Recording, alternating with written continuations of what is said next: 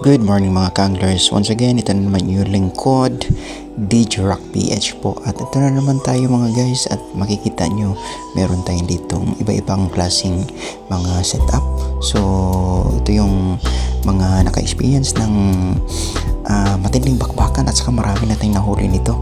At of course, ito yung umpisa at makikita mo meron tayong Daiwa sensor dito na kung saan marami nang nahila ito, marami nang nakuha itong malalaking at mamaw ng mga isda. So kung titingnan mo mga guys, ito ay gamit na gamit, ito ay nabali dahil sa katagalan na rin. Ito yung na-repair natin, yung pinaka ring guide ngayon sa dulo, ayan, na-repair natin, pinalitan natin. So naman yung pangalawa, napalitan din natin gamit yung natin, repair kit. Ito naman yung pangatlo. Then pangalawa mga guys, ito yung isa sa mga binigay natin sa kaibigan nating angler way back 2022.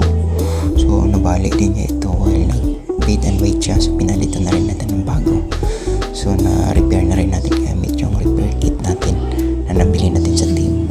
Ayan po, at makikita mo maganda naman yung gawa niya.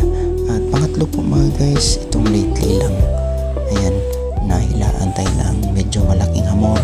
Ito ay medium light, bumigay yung pinakadulo niya.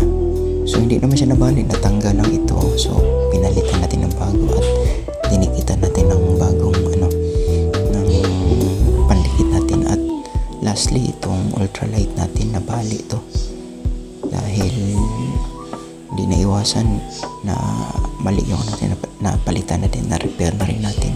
So yun po mga guys, at no need na kailangang bumili ng bago, no need na itapon. Kung may mga luma kayong mga fishing rod, pwede natin ma-repair, kaya naman natin ma-repair. Meron namang maraming DIY video sa YouTube na available, so pwede natin magawa. So yun po, once again, maraming salamat po sa inyo lahat. God bless po.